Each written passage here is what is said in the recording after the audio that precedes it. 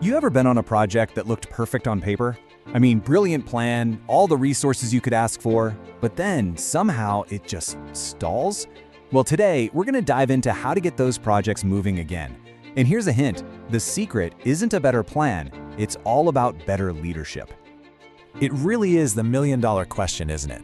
Why do some projects that have so much potential just grind to a halt?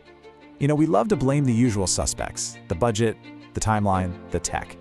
But honestly, more often than not, the real reason is staring us right in the face. It's not about the what, it's about the who and the how. And that really gets to the heart of it all. See, projects don't move forward on their own. They're driven by people. They run on human energy, on creativity, on collaboration. And when that energy starts to fade, well, so does the project's momentum. So the problem usually isn't some flaw in the flowchart. It's a breakdown in human connection and motivation. Exactly. I mean, you can have the most beautiful, detailed, color-coded project plan in the entire world, but that plan isn't going to motivate anyone at 8 a.m. on a Monday. A plan can't inspire someone to find a creative solution, right?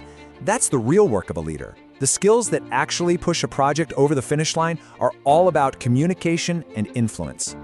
So, where do we start? Well, it all begins with the absolute bedrock of leadership, being able to communicate and share ideas effectively. This is square one. If you want to build momentum, you've got to start here. Think about it for a second. Before you can influence anybody, before you can coach anybody, before you can do anything as a team, you have to be on the same page. Your team has to get the vision. They have to understand the goals and they need to see where they fit in. Without that shared understanding, you're not really a team, you're just a bunch of people working near each other. And let's be clear, communicating isn't just about talking at people. It's about painting a really clear picture of where you're all going. It's about being an open book with information, because that's how you build trust.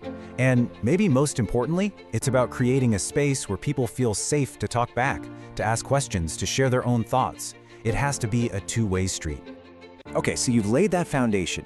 Communication is flowing, and everybody understands the what and the why. So what's next?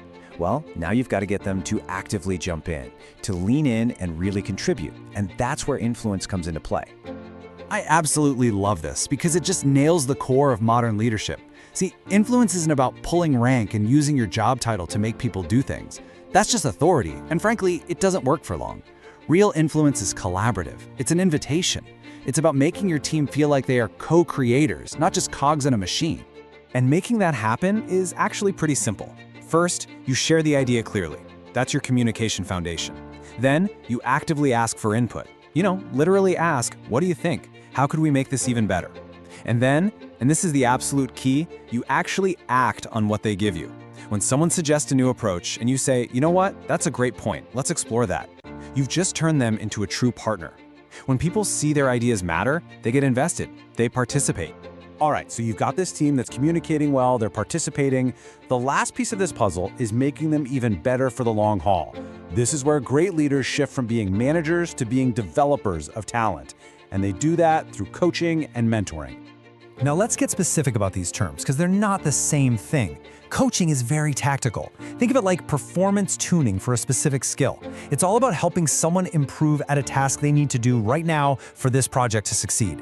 It's focused, it's practical, and it's usually short-term. Mentoring, on the other hand, is the long game. It's much broader.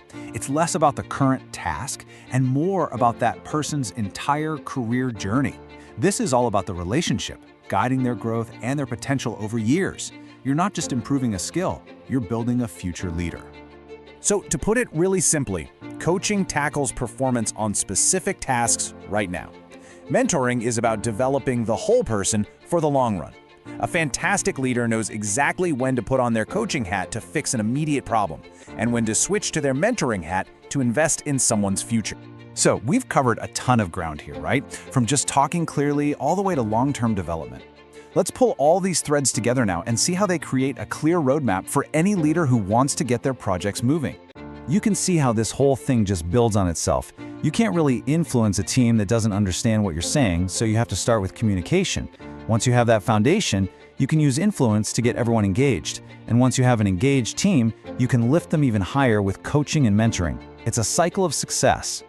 And if there's one thing you take away from all this, it should be this right here. If you want your projects to move forward, you have to move forward as a leader. The growth of your project is really just a mirror reflecting your own growth in these skills. As you get better, your projects get better. It's that simple. So as we wrap this up, I want to leave you with a question to chew on. Whether it's being a little clearer in your next meeting, or actively asking for more input, or maybe taking the time to mentor someone on your team. What's the one step you can take, starting today, to move yourself and your project forward?